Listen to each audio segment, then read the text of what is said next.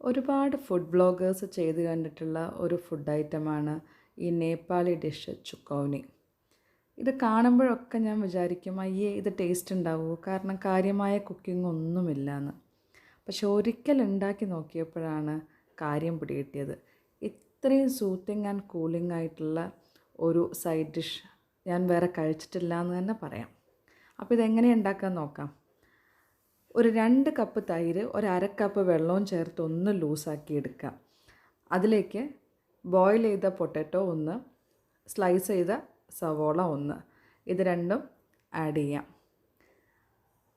കുറച്ച് മല്ലിയില, ആവശ്യത്തിന് ഉപ്പ്, നമ്മുടെ ടേസ്റ്റിനനുസരിച്ച് മുളക് പൊടി, ഇതും കൂടെ ആഡ് ചെയ്തിട്ട് നന്നായിട്ടൊന്ന് മിക്സ് ചെയ്യണം. ഇതാണ് ഞാൻ പറഞ്ഞ കുക്കിംഗ്. ഇത്രയേ ഉള്ളൂ കുക്കിംഗ്. ഇനി ഇതിലേക്ക് വറവിനാവശ്യമായിട്ട് അല്പം എണ്ണ ഒഴിച്ച് കടുക്, ഒരു നുള്ളു ജീരകം, അതുപോലെ കസൂരി മേത്തി, ഇത് മൂന്നുമാണ് വറുത്തിടാൻ വേണ്ടി ഉപയോഗിക്കുന്നത്. അതിലേക്ക് ഈ നമ്മുടെ കറിക്കൊരു കളറ് കൊടുക്കാൻ വേണ്ടിയിട്ട് കുറച്ച് മഞ്ഞൾപ്പൊടിയും കുറച്ച് മുളക് പൊടിയും കൂടെ ഈ വറുത്തിടുന്ന എണ്ണയിൽ ചേർത്ത് മൂപ്പിച്ച് നമുക്ക് ആ കറിയിലേക്ക് ട്രാൻസ്ഫർ ചെയ്യാം. കുക്കിംഗ് കഴിഞ്ഞു, നമ്മുടെ കറി റെഡി. ട്രസ്റ്റ് മീ, ഇത്രയും എളുപ്പത്തിൽ ഉണ്ടാക്കാൻ പറ്റുന്ന ഇത്രയും ടേസ്റ്റി ആയിട്ടുള്ള മറ്റൊരു കറിയില്ല.